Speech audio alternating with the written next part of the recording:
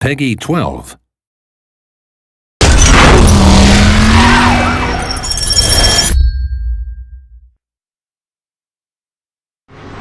Hello, this is Martin Edmondson, the founder of Reflections and the creative director on Driver San Francisco. I'm going to give you a quick walkthrough, a special E3 build of the game here.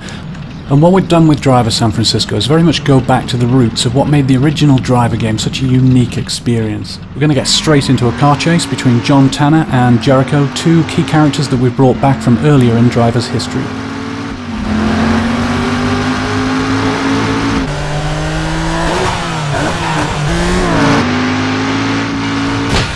Other things we brought back, this sort of classic back alley action, smashing through garbage and bursting back out onto the streets, all that's back.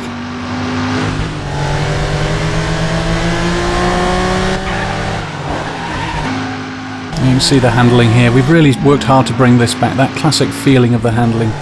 Tanner pushing the back end of his car right out there. And for the first time in Driver's history, we have well over 100 real licensed cars. I'm using the in-car view here. It's one of the classic views used in many of the 70s car chases like Bullet and French Connection that inspired the original Driver game.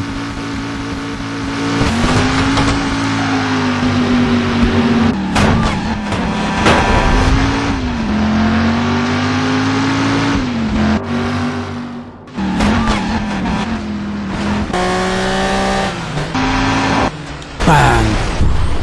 Right, so that looks like the end of Tanner's chase. Now, whilst Jericho gets away here, I want to show you this. This is a brand new feature for Driver San Francisco. We call it Shift. Now, this is brought about by the fact that Tanner, earlier in the story, is involved in a serious incident, and that puts him into a coma. And Tanner is completely unaware of the fact that he's in a coma. He thinks he got a lucky escape and ends up with this amazing new ability. And as you can see, Tanner feels like he's looking down on the world like this. He can see and identify lots of cars in the world. And he can shift instantaneously into a vehicle. Anytime you change your mind, you can shift into another vehicle. And you can also have some fun with this. So if I want to change direction, for example, immediately without having to turn around, I just shift into a car coming in the opposite direction, like so. And this is something that upgrades throughout the game, so we can pull higher, reveal more of the city, and still see all the cars driving around. But Shift is a limited ability. It has to be charged. And ultimately it upgrades to reveal the whole city in its entirety.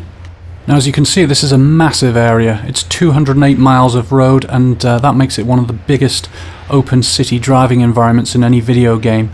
And what it gives to the player is a truly diverse experience of different driving styles.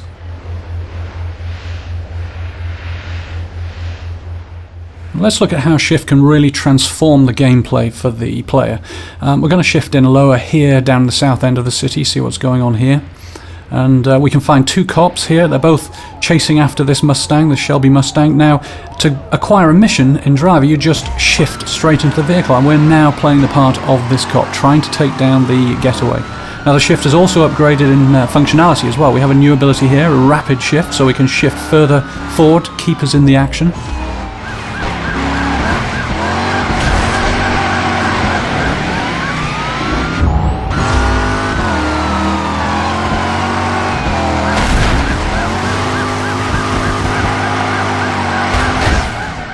Overcooked it there. The other guy goes past, shifts, keeps us straight back up there, right behind the Mustang again. Now, when Shift really becomes interesting is when the player starts to treat the vehicles in the city as tools. So we're going to use Shift now to see if we can end this chase for good.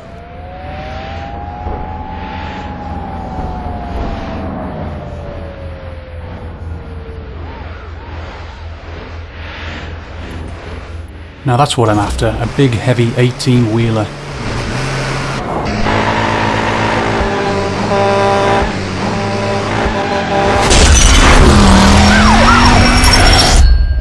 Well, thank you for watching, and I hope you enjoyed this very early preview of Driver San Francisco.